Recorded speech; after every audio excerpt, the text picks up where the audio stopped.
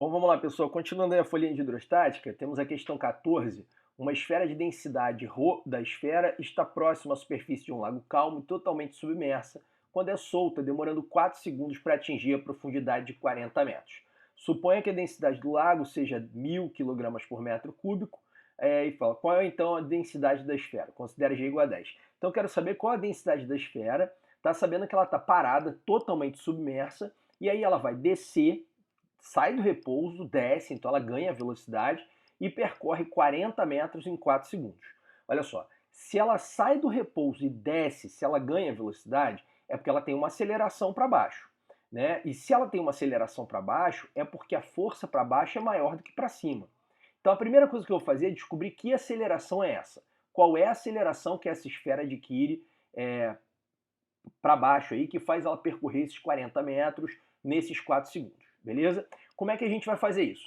Olha, para calcular a aceleração é um movimento uniformemente variado, então como é um movimento uniformemente variado, né, aceleração constante, eu vou sempre resolver pelo gráfico de velocidade, que é o caminho que eu acho mais prático, mais rápido aqui para resolver.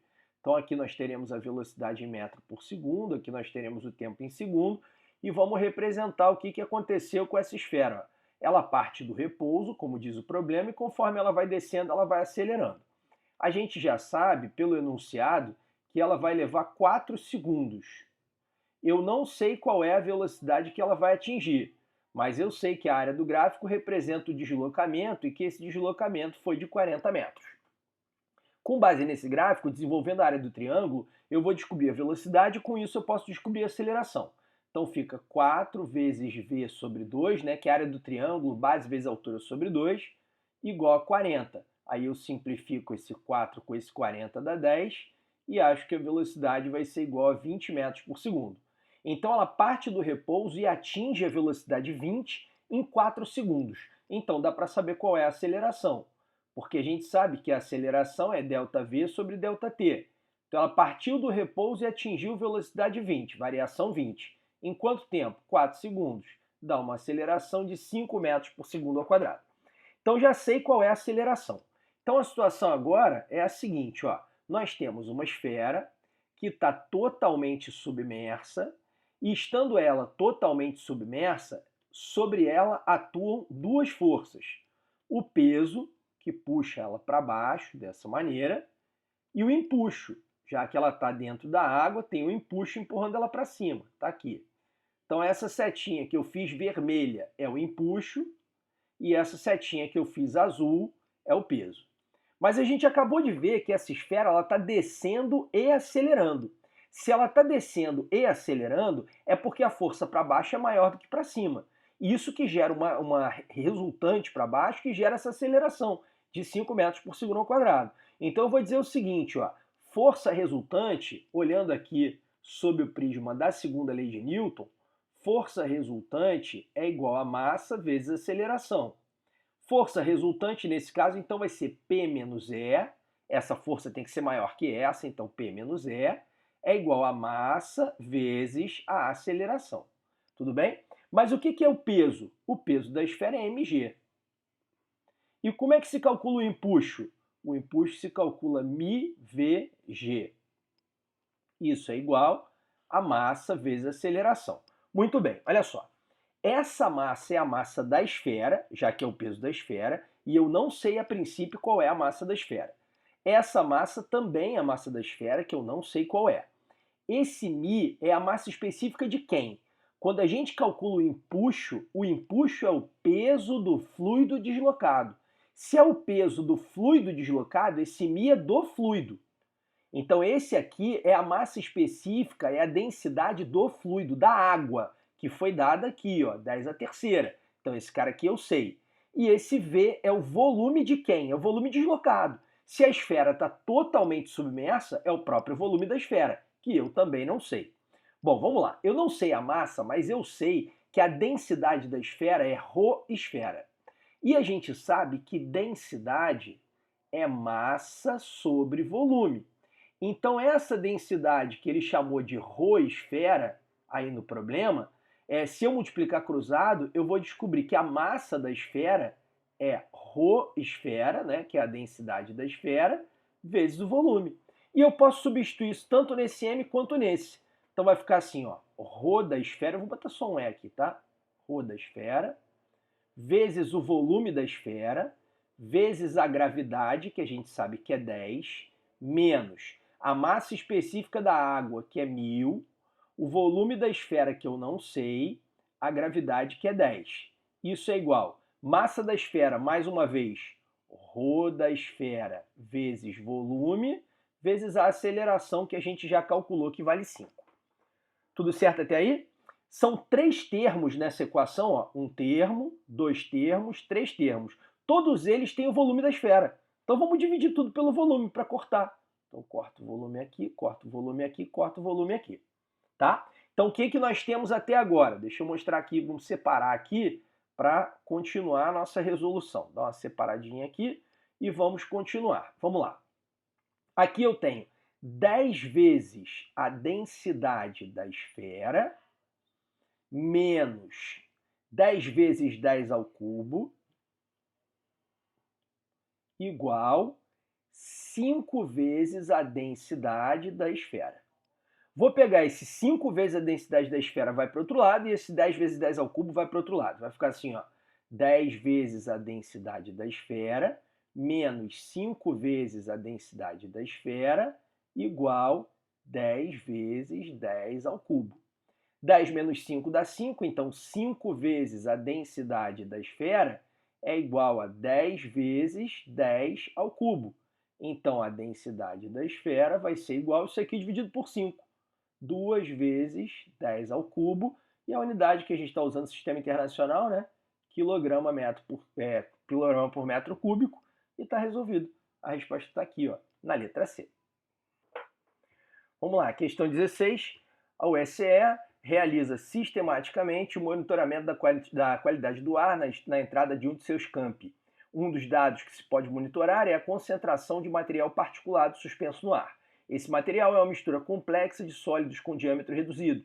Em geral, o material particulado é classificado de acordo com o diâmetro das partículas, devido à relação existente entre diâmetro e possibilidade de penetração no trato respiratório, podendo ser danoso à saúde. Supondo-se que, em uma dada medição, identificou-se que há uma concentração de 150 vezes 10 a menos 6 gramas de material particulado por cada metro cúbico de ar em uma grande avenida. Assumindo... Ficou meio sem pé nem cabeça, né? Supondo-se que em uma dada medição identificou-se, aí o cara não continua a frase, enfim, vamos lá. Assumindo que a densidade das partículas é igual à densidade da água, pode-se afirmar corretamente que o volume de material particulado presente em 1 metro cúbico de ar é... Então ele diz o seguinte, ele diz qual é a densidade desse material particulado e diz qual é a massa que tem em 1 metro cúbico. Aí quer saber o volume. Então é mole, né? É só usar a definição mesmo de densidade, né? Então a gente pode dizer aqui que densidade é igual a massa sobre volume.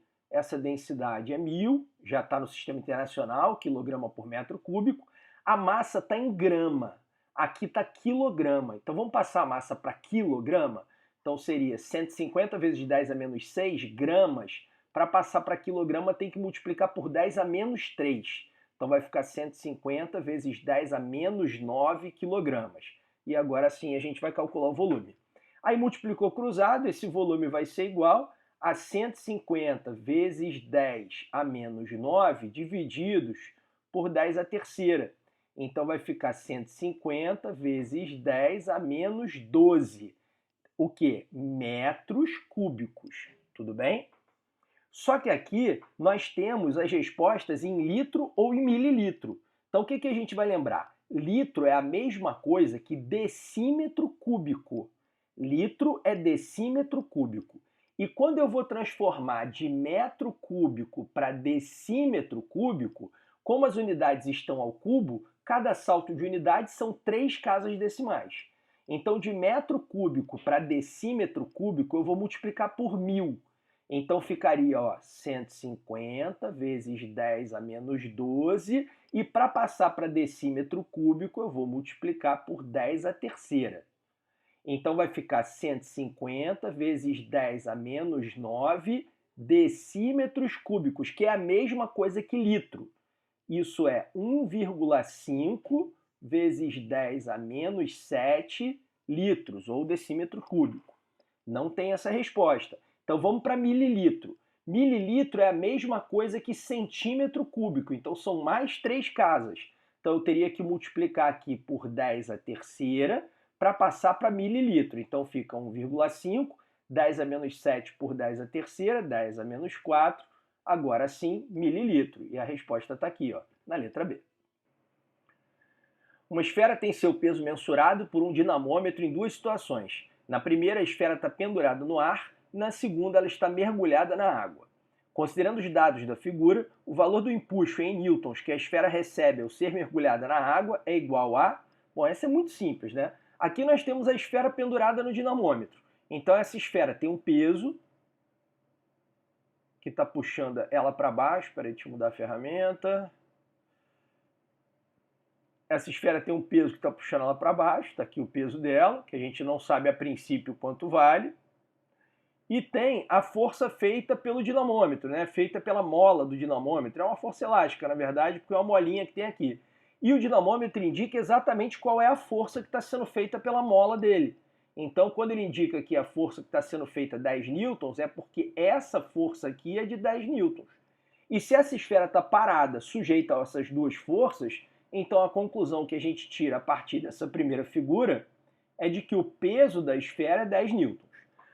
Na segunda situação, essa esfera continua pendurada no dinamômetro, mas ela ficou imersa na água. Quando ela fica imersa na água, aí surge mais uma força. Nós temos ainda aqui o peso, que puxa ela para baixo, e o peso não pode mudar, né? O peso tem que ser o mesmo de antes, o peso não mudou nada, então continua sendo aqui 10 newtons.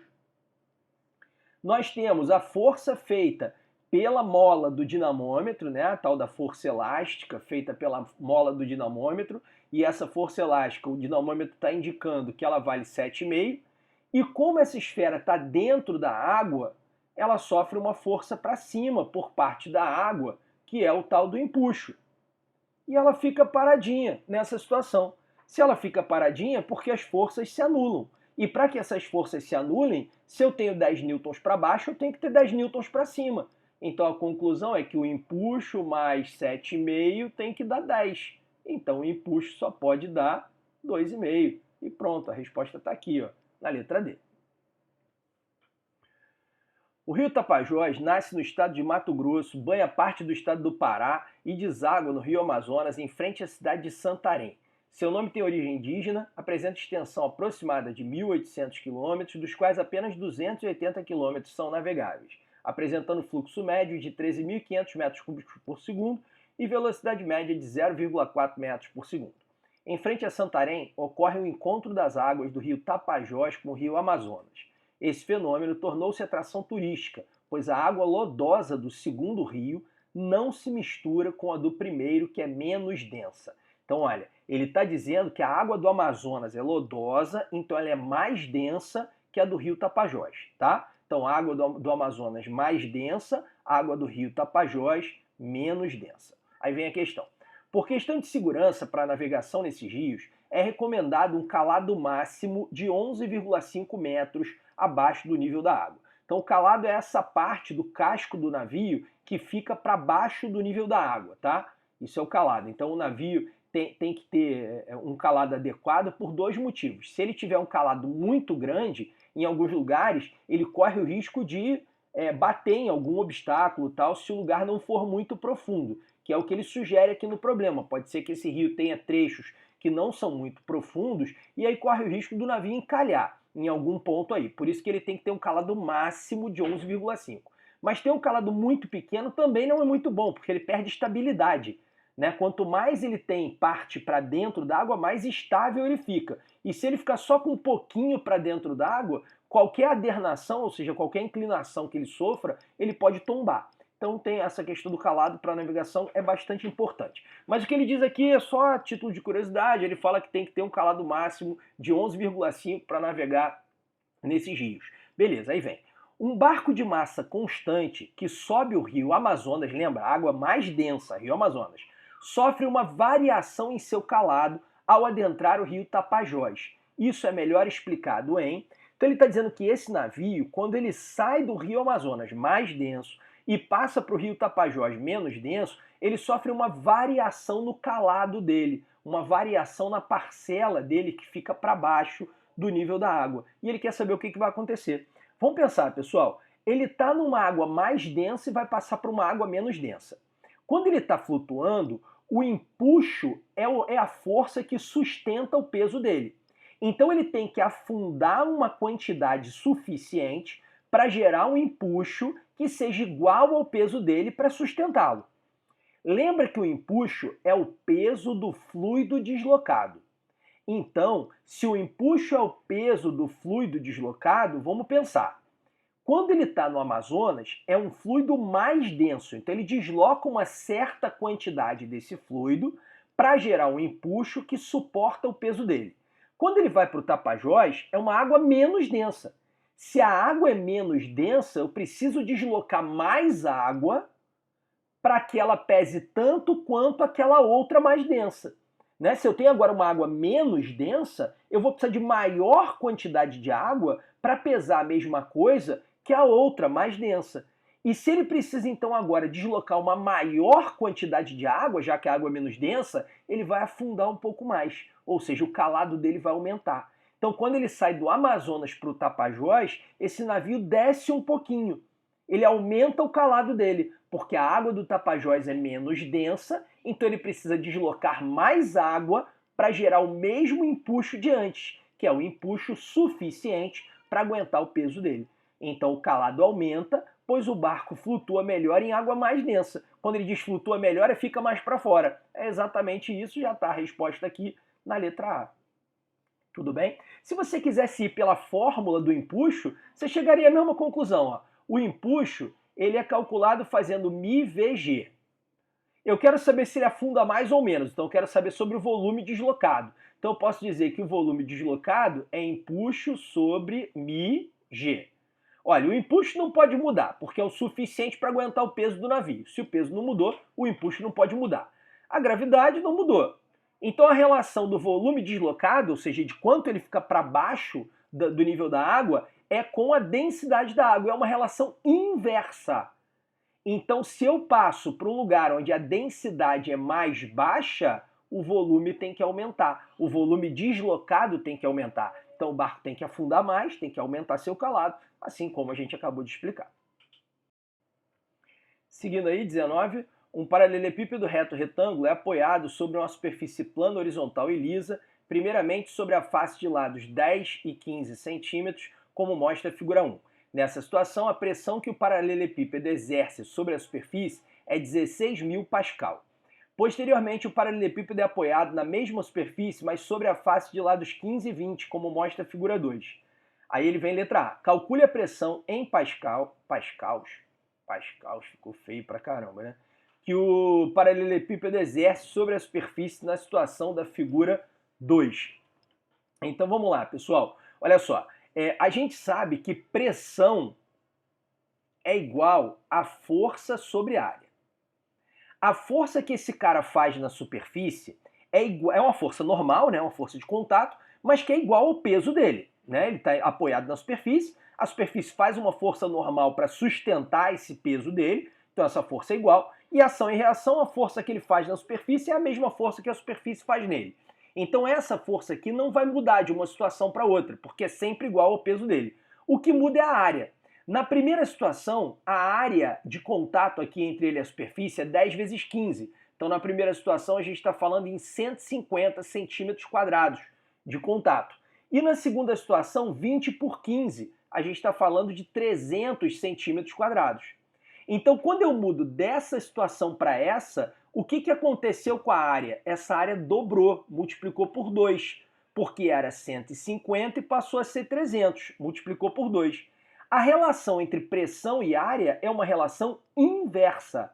Se é uma relação inversa, quando a área multiplica por 2, o que vai acontecer com a pressão? Vai dividir por 2. Então, se a pressão valia 16.000 pascal nessa primeira situação, aqui ela vai ter que dividir por 2, ela vai valer metade disso, ela vai valer 8.000 pascal. Então pronto, ó, a pressão seria 8.000 pascal, ou pascais, e não pascals, né, como o cara escreveu aqui, na situação da letra A. Tudo bem? Beleza. Agora, então nem precisou calcular massa, nada disso. A gente fez por relações entre grandezas e chegamos na resposta tranquilamente. Agora vamos à letra B. Ao ser colocado em um recipiente contendo água, cuja massa específica é de 1.000 kg por metro cúbico, esse paralelepípedo emerge até se apoiar no fundo do recipiente, que é plano e horizontal. Considerando a aceleração gravitacional igual a 10, calcule a força em newtons aplicada pelo fundo do recipiente no paralelepípedo. Então vamos lá, pessoal. Eu vou até abrir uma página em branco aqui para a gente poder entender melhor o que está acontecendo agora. O que aconteceu agora foi o seguinte: esse paralelepípedo ele foi até o fundo de um recipiente com água. Tá? Então aqui é um recipiente com água, como se fosse isso aqui, um recipiente com água. E nós temos esse paralelepípedo que afundou aqui nesse recipiente, foi até o fundo mesmo, ficou depositado lá no fundo do recipiente.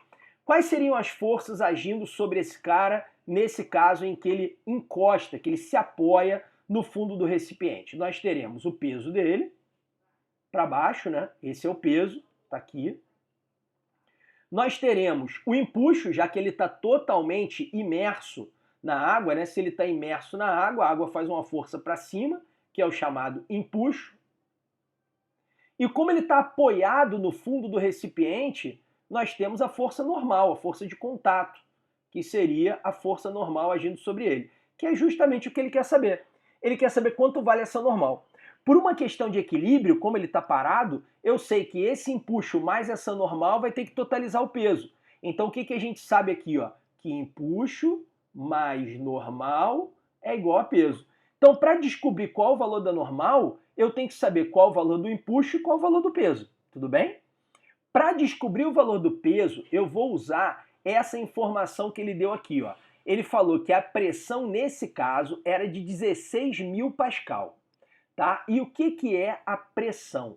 Bom, a gente sabe que pressão é força sobre área. Então essa pressão era de 16.000 pascal, sistema internacional. Então vai ser a força, que é o peso desse cara, sobre a área. Qual era a área de contato? 10 por 15, 150 centímetros quadrados. Mas se isso aqui está em pascal, pascal é newton por metro quadrado. Então não vou poder botar centímetro quadrado aqui, né? Vamos lembrar? Eu tenho metro quadrado, eu tenho decímetro quadrado, eu tenho centímetro quadrado. Do centímetro quadrado para o metro quadrado, como está tudo ao quadrado, são 2 casas a cada salto. Então 4 casas para a esquerda. Então como são 150 centímetros quadrados, são 150 vezes 10 a menos 4, 4, 150 vezes 10 a menos 4 metros quadrados. Aí eu vou saber o peso. Então o peso vai ser 16.000, né? 16.000 eu posso botar 16 vezes 10, vou botar 1,6 vezes 10 a quarta, vezes 150 vezes 10 a menos 4. Aí a gente pode cortar aqui, ó. Então a gente vai descobrir que esse peso ele vai ser igual a 1,6 vezes 150. 1,6 vezes 150 vai dar 240, não é isso? 240 newtons. Pronto, esse é o peso, 240 newtons. Agora eu preciso saber qual o valor do empuxo para saber qual o valor da normal.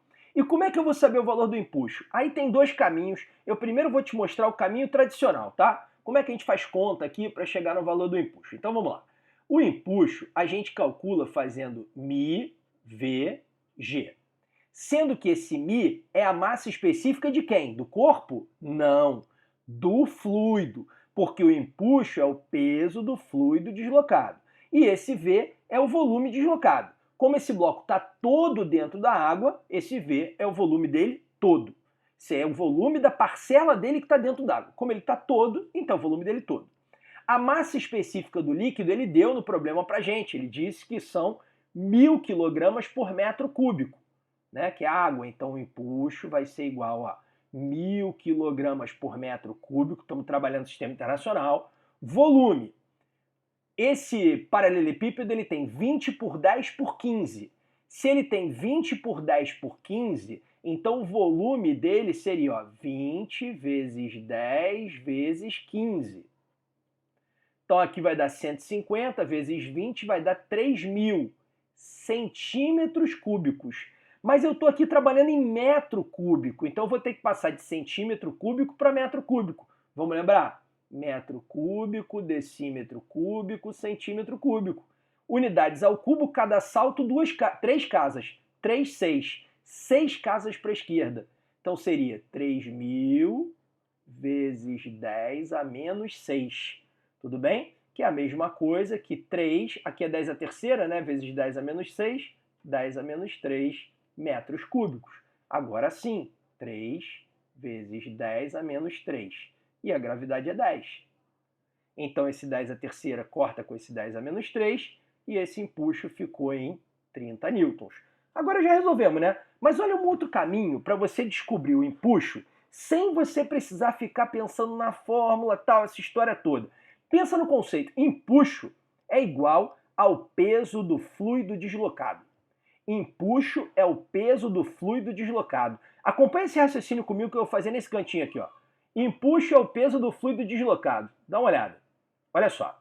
Ele me diz que o fluido deslocado é água e que a densidade da água é de 1.000 kg por metro cúbico, que você sabe que é a mesma coisa que 1 grama por centímetro cúbico, que a gente já falou isso. Então, se o empuxo é o peso do fluido deslocado, e eu sei que cada centímetro cúbico de água é 1 grama, olha que moleza. O volume que eu tenho desse cara aqui, que está deslocando o fluido, é 3.000 centímetros cúbicos. Mas como é água, cada centímetro cúbico não é 1 grama, então 3.000 centímetros cúbicos são 3.000 gramas. E 3.000 gramas são 3 quilogramas.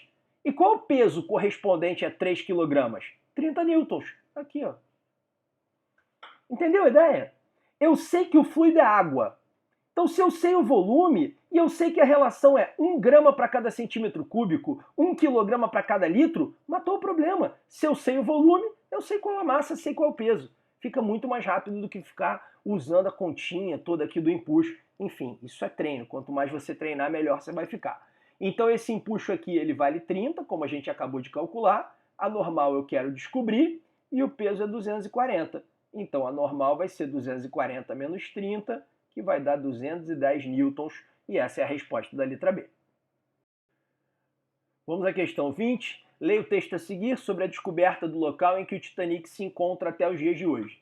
Nos finais de 1970 e início de 1980, o empresário norte-americano patrocinou diversas expedições para tentar localizar o Titanic, mas nenhuma delas teve êxito.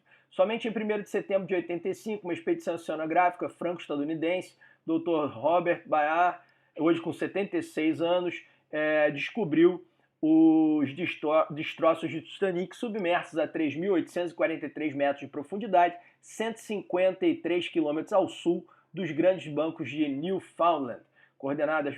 Tá. Aí ele dá aqui algumas informações pra gente. As informações são que a pressão absoluta é ATM mais a pressão efetiva, ou seja, pressão atmosférica mais pressão hidrostática, a gente já sabe. Pressão atmosférica, 1 atm 10 a quinta pascal, já sabemos.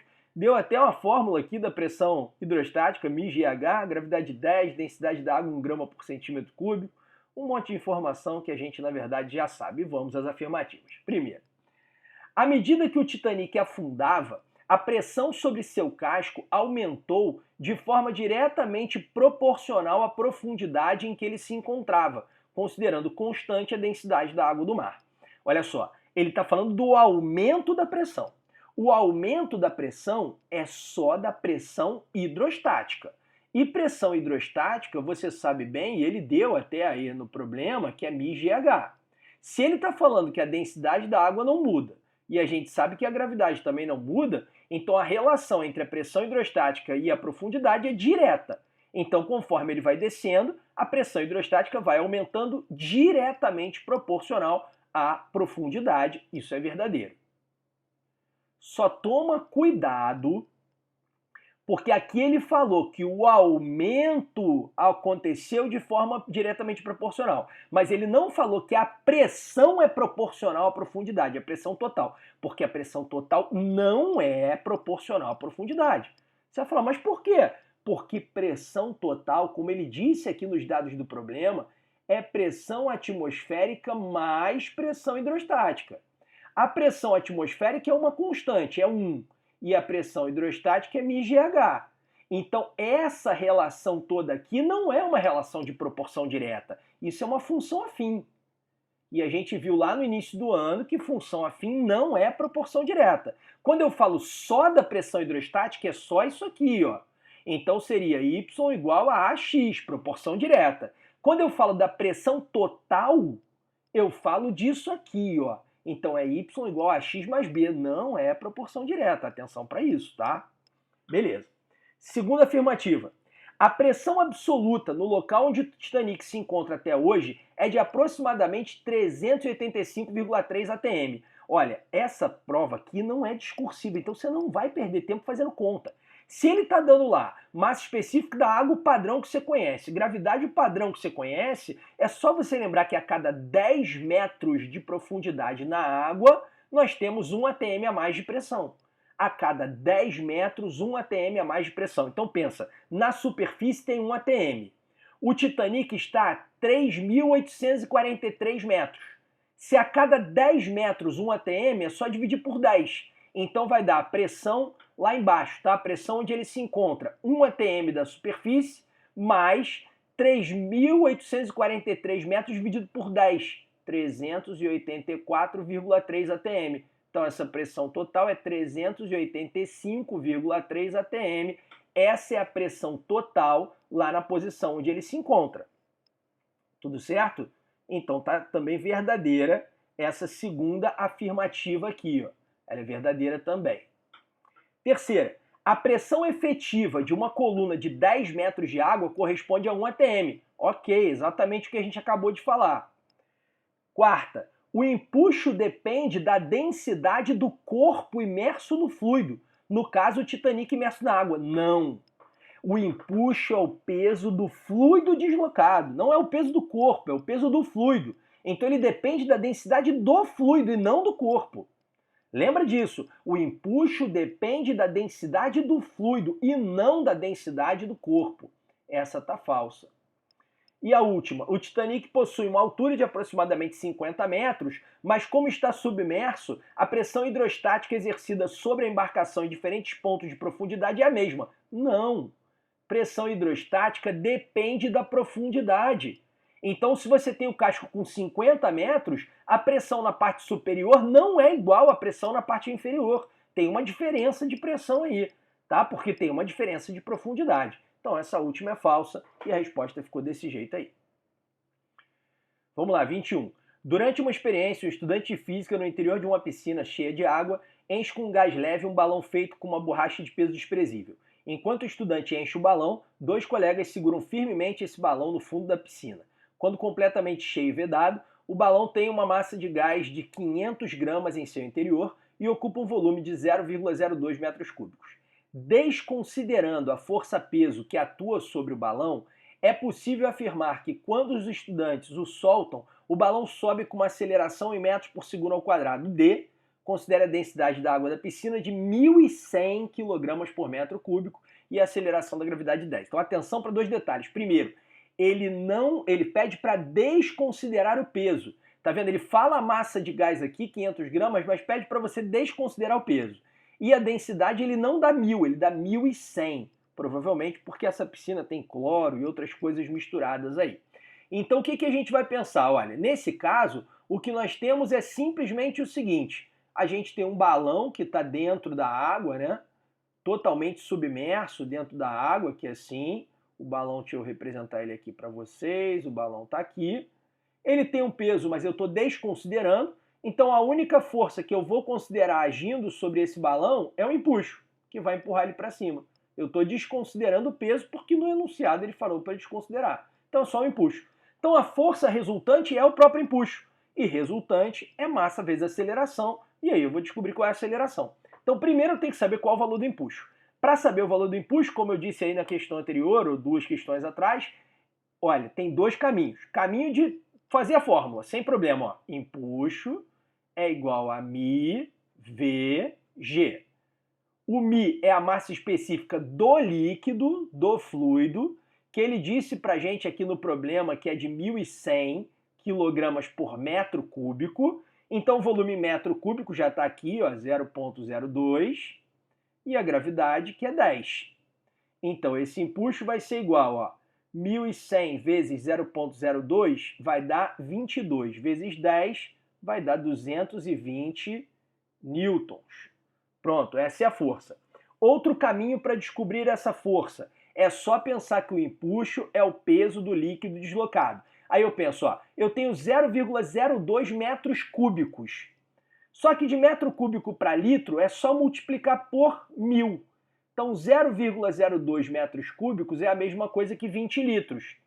E como eu tenho essa densidade aqui para água, 1.100, lembra que quando eu tenho 1.000 kg por metro cúbico é 1 kg por litro.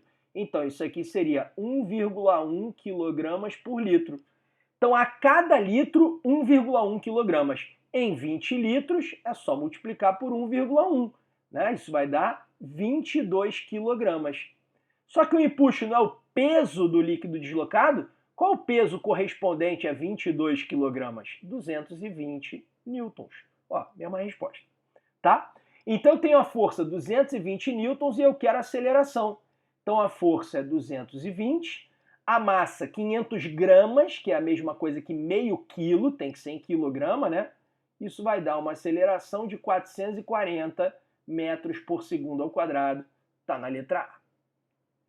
Próxima questão, 22. O empuxo é um fenômeno bastante familiar. Um exemplo é a facilidade relativa com que você pode se levantar de dentro de uma piscina em comparação com tentar se levantar de fora da água, ou seja, no ar.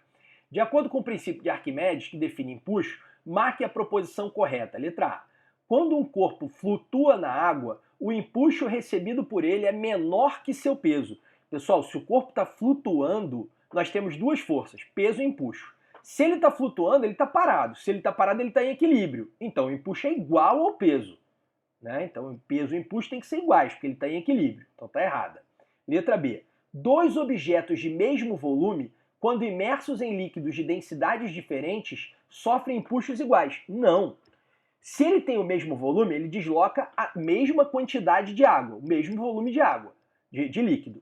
Só que são líquidos de densidades diferentes. Se eu tenho o mesmo volume de líquidos de densidades diferentes, então os pesos daqueles líquidos deslocados serão diferentes. E o empuxo é isso, é o peso do líquido deslocado. Então os empuxos serão diferentes.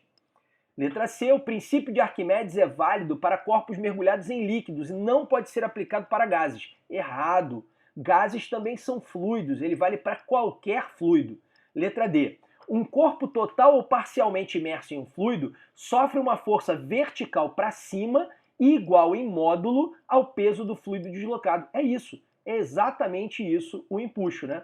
Se você ocupa espaço dentro do fluido, se o corpo ocupa espaço dentro do fluido, ele sofre uma força vertical para cima, que é o empuxo, que é igual ao peso do fluido deslocado. Então a resposta é essa, letra D. Vamos ver a 24 aqui, pessoal. Ó. Um bloco maciço de ferro de massa 500 gramas está suspenso por um cabo preso a uma superfície fixa. O bloco é então submerso em água. Considere desprezíveis tanto a massa do cabo como o empuxo do ar. Considere a densidade do ferro igual a 7,9 gramas por centímetro cúbico e da água igual a 1 grama por centímetro cúbico. Considere G igual a 10. Os módulos aproximados da força de tensão do cabo antes da submersão do bloco na água e depois da submersão, considerando o bloco em repouso nas duas situações, são, respectivamente, pessoal, muita atenção aqui. Olha só, na primeira situação é muito simples descobrir qual é a tração do cabo. Por quê? Porque nós temos duas forças, o peso e a tração no cabo. E esse bloco está parado, está equilibrado aqui. Se ele está equilibrado, essas duas forças têm que ser iguais. Então, nesse primeiro caso, a tração no cabo tem que ser igual ao peso. Como esse cara tem 500 gramas é meio quilo. Meio quilo, peso 5 newtons. Então, a tração tem que ser igual a 5 newtons. Então, só podemos marcar ou a letra A ou a letra D. Só ficamos entre duas, entre letra A e letra D. E olha que os valores da tração aqui são bem diferentes. Um fala 4,37 e o outro 1,33. Já daria para dar a resposta, tá? Mas eu vou seguir o cálculo para depois mostrar para vocês que a gente já poderia marcar. Vamos lá. Segunda situação. Quais são as forças que nós temos nessa segunda situação? O peso, que não mudou, é o mesmo peso, né? Um peso que a gente acabou de ver, que é o peso de 5 newtons.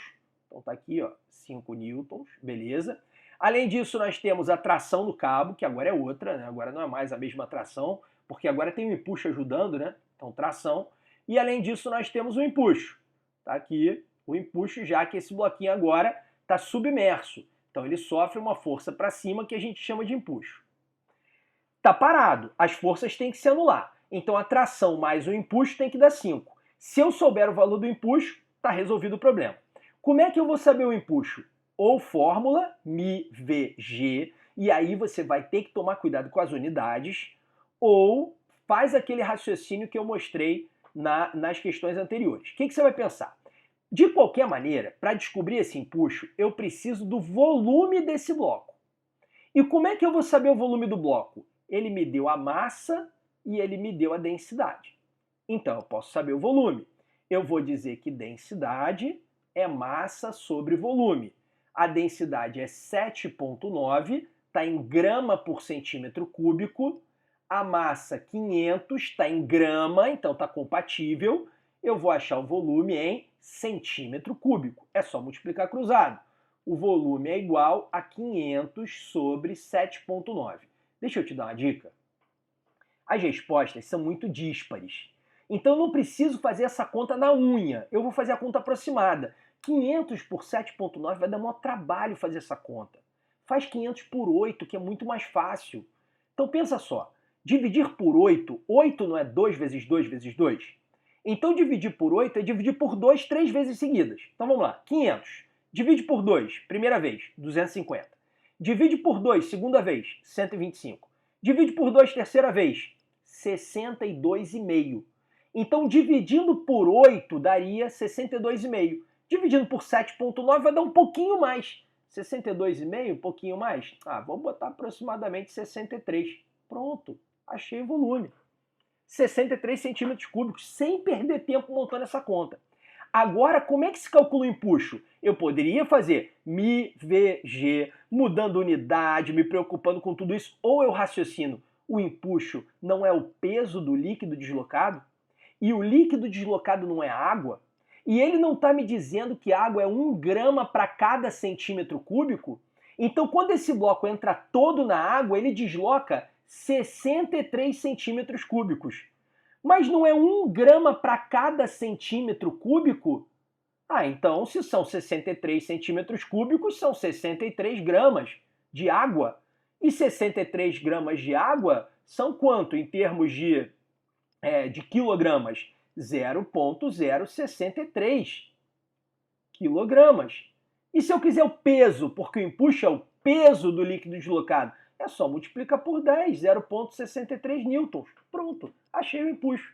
Então esse empuxo é igual a 0,63 newtons. Viu que eu não usei a fórmula? Eu pensei, se eu sei o volume deslocado, eu sei o empuxo. Porque o empuxo é o peso do fluido deslocado. E água é 1 grama para cada centímetro cúbico. Então 63 centímetros cúbicos, 63 gramas. 0,063 quilos, 0,63 newtons. Pronto, cheguei no empuxo. Olha, tração mais empuxo tem que dar 5. Se tração mais empuxo tem que dar 5, então isso aqui, esse tração vai ser 5 menos 0,63, né? Que vai dar 4,37 newtons. Pronto, está resolvido. A resposta é a letra A. Por que lá atrás eu falei para vocês que dava para marcar direto, depois que eu achei que só podia ser A ou D? Olha só, se a densidade do corpo é 7,9 e a densidade do líquido é 1, percebe que a densidade do corpo é muito maior que a densidade do líquido? Então o empuxo vai ser muito menor do que o peso. E a tração é a diferença entre o peso e o empuxo. Então, se eu tivesse uma tração de 1,33, é sinal de que eu tinha um empuxo de 3 e tal, quase 5, mas a diferença é enorme. Então o empuxo é pequenininho perto do peso. Se o empuxo é pequenininho, a tração tem que ser grande, porque os dois juntos têm que segurar o peso. Então a tração vai ser quase o valor do peso. Só tem uma possibilidade, só pode ser o 4,37, porque 1,33 é muito pouco para a tração. Deu para ver? Então eu marcaria de cara. Quando eu cheguei aqui 5, fiquei entre A e D, olhei 7,9 contra 1, nem vou perder tempo, vou marcar a letra A e acabou. Vamos lá, pessoal. 25. As afirmações abaixo envolvem conhecimentos que dizem respeito ao princípio de Arquimedes. Nesse âmbito, assinale o que for correto. 1. O empuxo é um fenômeno que ocorre devido ao fato de a pressão na parte inferior do corpo submerso no fluido ser maior que a pressão na sua parte superior. É verdade, é exatamente isso. Deixa eu só explicar isso direitinho para vocês, para ninguém ficar com dúvida. Olha só, você tem o corpo aqui, tá? Esse corpo está submerso. Vamos dizer que isso aqui é tudo água, ele está submerso. Quanto mais baixo, quanto mais profundo, mais pressão. Então a pressão que age aqui é maior do que a pressão que age aqui. Então se eu for representar as forças decorrentes da pressão, aqui eu vou ter forcinha, peraí, deixa eu mudar a ferramenta. Aqui eu vou ter uma forcinha aqui assim, aqui eu vou ter uma forcinha aqui assim. Isso não é a pressão, tá? É a força, porque pressão não tem direção e sentido, pressão não é vetorial. Assim. Já aqui embaixo, como tem mais pressão, e a pressão é diretamente proporcional à força, então aqui eu vou ter forças maiores. Já que a pressão é maior. A mesma coisa vale para a lateral. Ó. Aqui eu vou ter uma forcinha. Aqui eu vou ter uma forcinha. Aí eu desço um pouco mais, eu tenho uma forcinha um pouco maior. Aí aqui também, uma forcinha um pouco maior. Aqui eu desço mais, eu tenho uma força maior. Aqui também, uma força maior. Só que essas forças para a esquerda anulam com essas para a direita. Mas essas para cima não anulam com as forças para baixo. Então dá uma resultante para cima. E essa resultante para cima que é o empuxo. Então o empuxo é decorrente justamente da diferença de pressão entre a parte de cima e a parte de baixo do corpo. Isso é verdadeiro. Então essa aqui está verdadeira. Segunda, dois blocos, um de madeira e outro de chumbo, ambos de mesmo volume, estão totalmente submersos em água, mesmo líquido, com faces paralelas à superfície. O bloco que sofre maior empuxo é o de madeira, pois ela é menos densa que o chumbo. Madeira é menos densa que chumbo, mas só que o empuxo não depende da densidade do corpo, depende da densidade do líquido. Se os blocos têm o mesmo volume, eles deslocam ao mesmo volume de água, deslocam o mesmo volume do mesmo líquido. Se é o mesmo volume do mesmo líquido, é o mesmo empuxo. Então essa aqui está falsa. 4. Um cubo de madeira de massa específica 0,8 gramas por centímetro cúbico flutua em um líquido de massa específica 1,2 gramas por centímetro cúbico. A relação entre as alturas emersa e imersa é 1/2. Emersa está para fora d'água, imersa está para dentro d'água. Bom, vamos pensar nessa aqui com um pouquinho mais de calma. Olha só, preste atenção. Nós temos o corpo, tá? Aí ele diz que esse corpo ele tem massa específica de 0,8 e o líquido massa específica de 1,2. Então esse cara vai flutuar parcialmente submerso, né? Porque a massa específica dele é menor do que a massa específica do corpo. Então ele flutua parcialmente submerso, como se fosse dessa maneira aqui, ó. Pronto. Para a gente saber que parcela é essa dele que ficou para dentro do líquido, basta fazer a razão entre a densidade dele e a densidade do líquido, que seria 0,8 sobre 1,2. 0,8 sobre 1,2, 2/3. Então essa parcela que está para dentro é 2/3, essa parcela para fora é 1/3. Se aqui é 2/3, aqui é 1/3, então a parte de baixo é o dobro da parte de cima. Ora, então se aqui eu tenho uma alturinha x, aqui eu tenho uma altura 2x, porque aqui são 2/3 e aqui é 1/3. Então isso é o dobro disso. Ele quer a razão entre a parte emersa e a parte imersa. Então ele quer x sobre 2x, que é exatamente 1/2, que é o que está aqui, ó. Então é verdadeira. 8. Para retirarmos com mais facilidade as sementes de um suco de limão espremido, costuma-se adicionar açúcar ao suco, o que provoca a flutuação das sementes. Isso ocorre porque o empuxo exercido sobre as sementes torna-se maior devido ao fato de que a densidade do líquido aumenta com a adição do açúcar. Verdade. Quando você mistura açúcar na água, ela fica mais densa.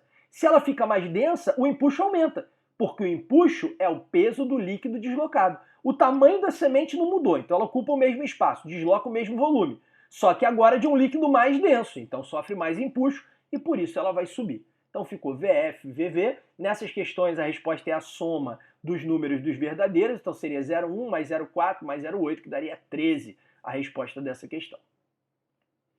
Vamos seguindo, pessoal. 26. Em uma experiência de hidrostática, uma bola de futebol foi presa com um fio ideal no fundo de um recipiente com água, como representado na figura. Sabe-se que a bola possui massa de 0,45 kg e volume de 5,7 vezes 10 a menos 3 metros cúbicos. A gravidade é 10, a densidade da água 1.000 kg por metro cúbico. Determine em newtons a tração exercida pelo fio. Mais uma questão dessas de tração, mais uma para você ver que é muito rápido resolver o problema, problemas dessa natureza. Olha só, peso da bola para baixo, a gente pode saber rapidamente quanto vale o peso, né? Se ela tem 0,45 kg, é só multiplicar por 10, vai dar 4,5 newtons de peso. Além disso, nós temos o empuxo, já que ela está submersa, então ela sofre o empuxo, sendo que esse empuxo é o peso do fluido deslocado, e tem a tração no fio. A tração no fio, puxando ela para baixo, não deixando ela subir, essa é a tração no fio, é justamente o que a gente quer saber. Como é que a gente resolve esse problema? A bola está parada, então as forças para baixo têm que anular as forças para cima. Então a tração mais 4,5 tem que ser igual ao empuxo. Então se eu souber o valor do empuxo, está tudo resolvido. Como é que eu sei o valor do empuxo? Ou você usa a fórmula μVg, aí ele deu o μ, que é da água, deu o volume, que é o da bola, e a gravidade é 10, é só fazer a conta. Ou você raciocina daquela maneira que eu ensinei nas questões anteriores. Você pode pensar, olha, o volume da bola é 5 vezes 10 a menos 3 metros cúbicos. 5,7 vezes 10 a menos 3 é 5,7 litros. Então essa bola teria 5,7 litros, porque litro é a mesma coisa que decímetro cúbico. Então são só 3 casas decimais, 5,7 litros. E a gente sabe que falar que a densidade é 1.000 kg por metro cúbico é a mesma coisa que falar que é 1 kg por litro. Então se água é 1 kg para cada litro, então 5,7 litros seria 5,7 kg. E 5,7 kg seria correspondente a um peso de 57 newtons. Então pronto, ó, a tração vai ser igual, tração mais 4,5 vai ser igual a 57. Então a tração vai ser 57 menos 4,5. 57 menos 4,5, que vai dar 52,5, não é isso? 52,5 newtons. Essa é a tração exercida. Eu acho que os caras cometeram algum pequeno errinho aqui. Não devia ser 57 vezes 10 a menos 3, devia ser 57 vezes 10 a menos 4. Que tu pensar numa bola de futebol que tenha um volume de 5,7 litros, pô, é uma bola gigantesca, né? Só pensar numa garrafa PET dessa de 2 litros, é quase 3 garrafas dessa de 2 litros a bola. Os caras certamente deram uma vacilada aqui e botaram um valor meio irreal. Não seria isso. Mas enfim, para os dados que estão aqui, a resposta é exatamente essa. Vamos ver a 27. 4 objetos esféricos, A, B, C e D, sendo respectivamente suas massas MA, MB, MC, MD, tendo as seguintes relações: MA maior que MB e MB igual a MC igual a MD. Então, ó, as massas de B, C e D são todas iguais. Só o A que tem mais massa, tá? Os outros são todos iguais. São lançados dentro de uma piscina contendo um líquido de densidade homogênea. Após algum tempo, os objetos ficam em equilíbrio estático. Os objetos A e D mantêm metade de seus volumes submersos e os objetos C e B ficam totalmente submersos conforme o desenho abaixo. Sendo VA, VB, VC e VD os volumes dos objetos A, B, C e D, respectivamente, podemos afirmar que, olha só, A e D estão metade submersos, C e B estão totalmente submersos e o B não encosta no fundo. Então a situação do C é idêntica à situação do B. Você vai falar, um está mais para baixo, outro está mais para cima, isso não importa. Nenhum dos dois toca no fundo, então as forças que agem são somente peso e empuxo. Tá? Então vamos pensar o seguinte, ó. C e B estão totalmente submersos sem encostar no fundo. Se eles estão totalmente submersos sem encostar no fundo, é porque ambos têm a densidade igual à do líquido. Então as densidades deles são iguais. Como as massas deles também são iguais, massas iguais, densidades iguais, volumes iguais, né? Porque densidade é massa sobre volume. Densidade é massa sobre volume. Se eles têm densidades iguais e massas iguais, só tem um jeito, volumes iguais.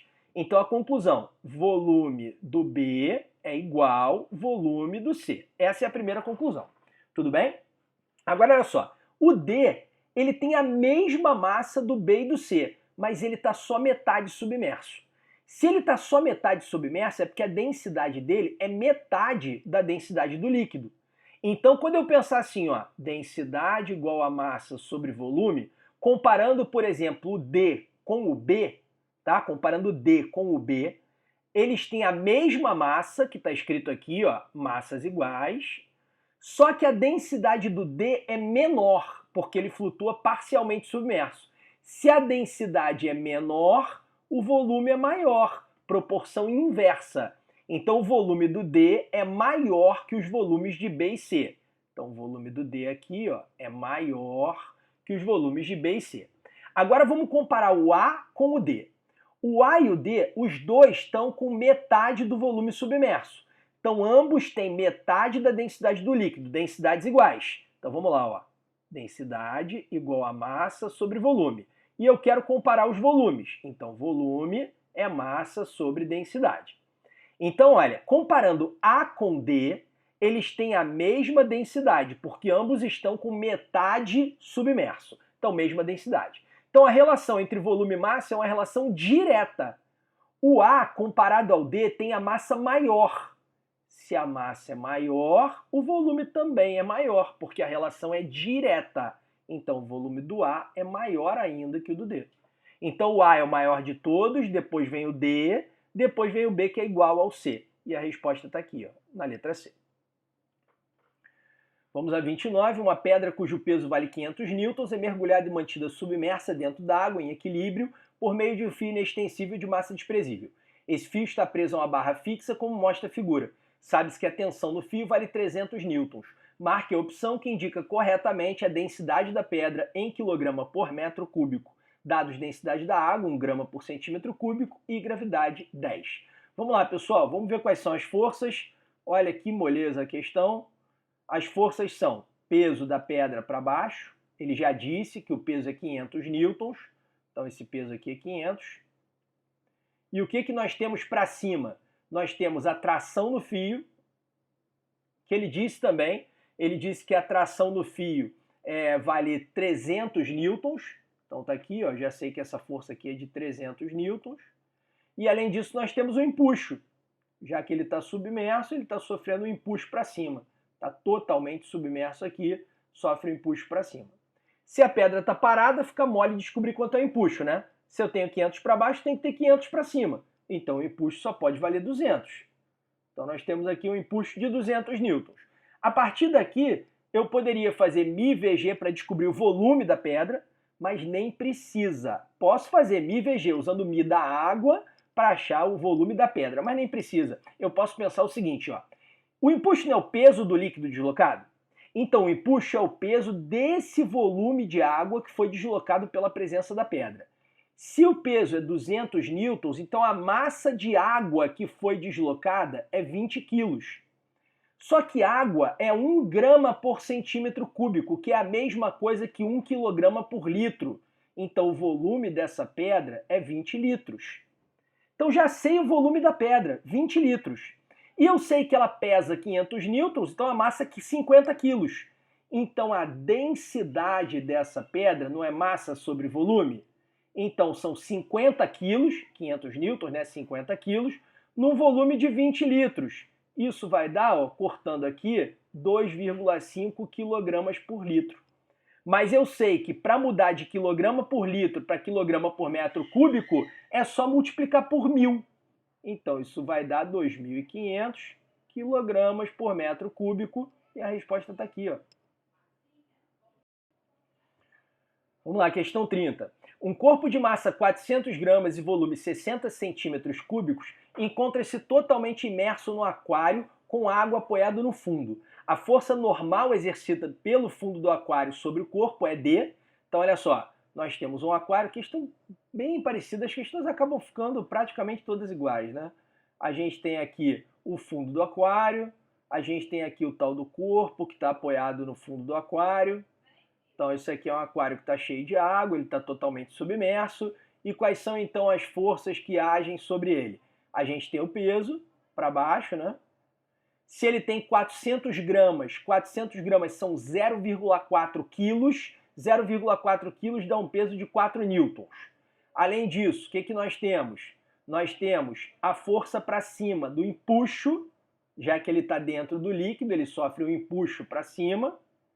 E como ele está apoiado no fundo, temos também a força normal, que é justamente o que a gente quer descobrir, qual é o valor dessa força normal.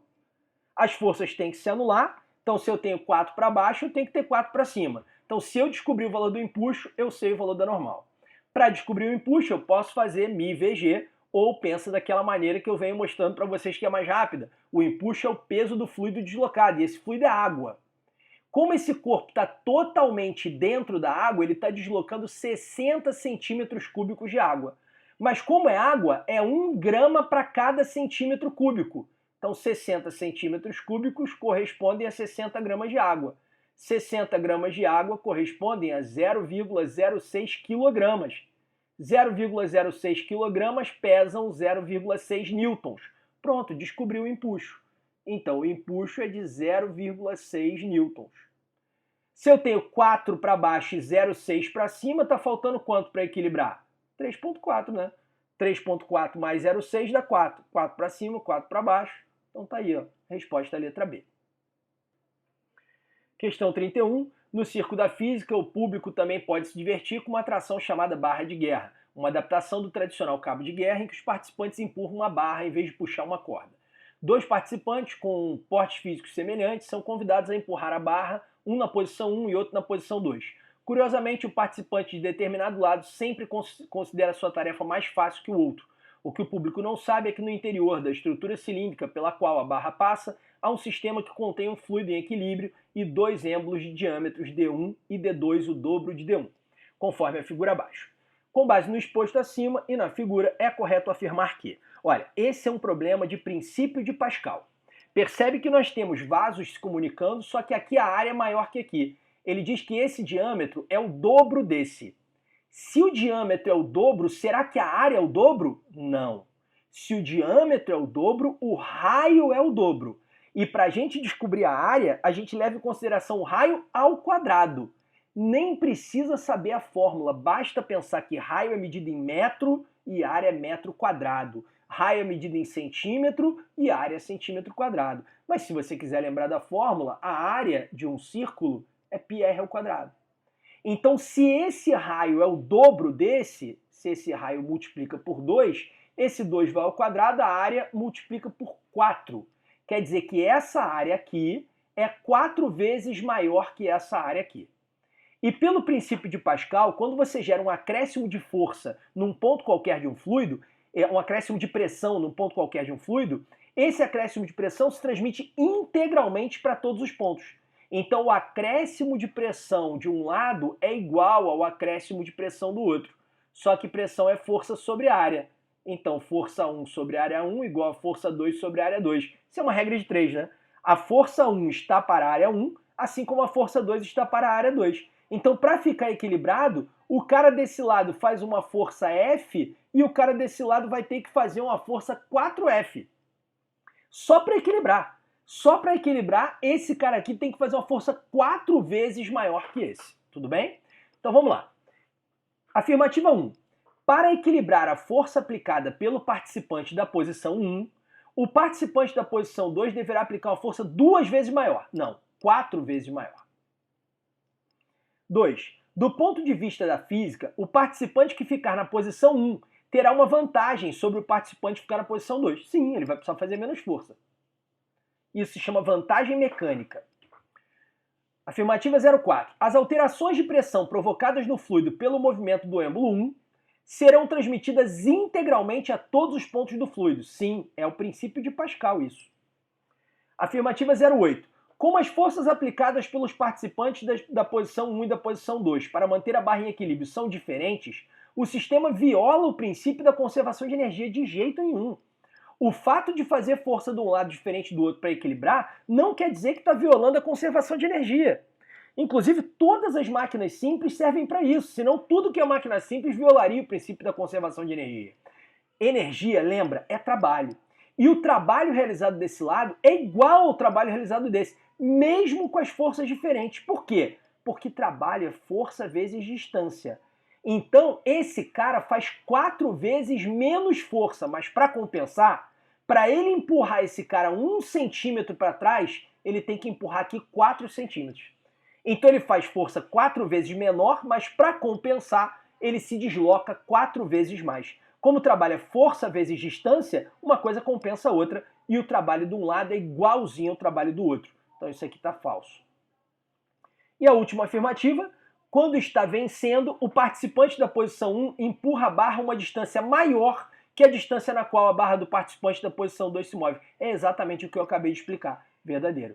Então as verdadeiras aqui são a 2, a 4 e a 16, o somatório daria 22. Essa é a resposta da questão. Vamos ver a próxima aí. Ó. Ao utilizar um sistema de vasos comunicantes ideal, cujos diâmetros das seções transversais circulares valem 2 e 10 respectivamente, conforme a figura, mais uma questão sem pé nem cabeça, né? Ao utilizar um sistema cujos diâmetros valem conforme a figura, e parafrase, muito mal escrito. É desejável elevar veículos a velocidade constante cuja carga máxima seja de 4.000 kg. Considerando a gravidade local igual a 10 metros por segundo ao quadrado, o módulo da força F1 em newtons necessária para elevar a carga máxima vale. Então lembra, ó, princípio de Pascal. Se nós temos aqui princípio de Pascal, o acréscimo de pressão aqui tem que ser igual ao acréscimo de pressão do outro lado. Então a gente vai escrever isso, ó, o acréscimo de pressão do lado 1 tem que ser igual ao acréscimo de pressão do lado 2. Só que pressão é força sobre área. Então força 1 está para a área 1, assim como força 2 está para a área 2. Eu nem vou calcular as áreas, eu vou pensar o seguinte, o diâmetro aqui vale 2, então o raio vale 1. Tá? O diâmetro aqui vale 10, então o raio vale 5. Então esse raio é 5 vezes esse. Esse diâmetro é 5 vezes esse raio é 5 vezes esse. Como a gente viu na questão anterior, para a gente saber a relação entre as áreas, é só elevar ao quadrado. Então se o raio é 5 vezes maior, a área é 25 vezes maior, 5 ao quadrado. Então essa área aqui ela vale A, essa área aqui vale 25A. Porque o raio é 5 vezes maior. E para saber a área tem que pegar o raio e elevar ao quadrado. Então 25 vezes maior. Então ó, a área 2 é 25 vezes maior que a área 1. Ah, então a força 2 é 25 vezes a força 1. Então a força 2 é 25 vezes a força 1. Essa força 2 é igual ao peso do carro, 40.000 newtons. Não vou nem botar a unidade, né? Já está em newton, que é a unidade que eu quero mesmo, então são 40.000, essa força 2. E eu quero saber então qual seria a força 1. Então a força 1, ela vai ser 40.000 divididos por 25. Dividir por 25 não vai perder tempo, né? Dividir por 25 é dividir por 100 e multiplicar por 4. Então divide por 100, tira 2 zeros, 400, vezes 4, 1.600. Pronto. 1.600 newtons, resposta na letra D. Para fechar, uma questãozinha fácil. Ó. Uma prensa hidráulica possui ramos com áreas iguais a 15 cm² e 60 cm². Se aplicarmos uma força F1 de 8 newtons sobre o êmbolo de menor área, a força transmitida ao êmbolo de maior área será... Então, olha só, 8 newtons é a força aplicada no êmbolo de menor área, aqui, ó. Então é a força menor, lembra? Força é proporcional à área, princípio de Pascal. Força diretamente proporcional à área. Então a maior área é 60. 60 contra 15 é 4 vezes maior. Então se essa área é 4 vezes maior que essa, a força que vai ser aplicada aqui tem que ser 4 vezes maior. Espera aí rapidinho, que são tudo rabiscado. A força que vai ser aplicada aqui tem que ser 4 vezes maior a força que foi aplicada lá. Então, se aqui foi aplicada uma força 8, aqui tem que ser uma força 4 vezes maior. 4 vezes 8, 32. Mas ele nem pede para fazer a conta, é só indicar. Ó, 4 vezes F1 e está resolvido.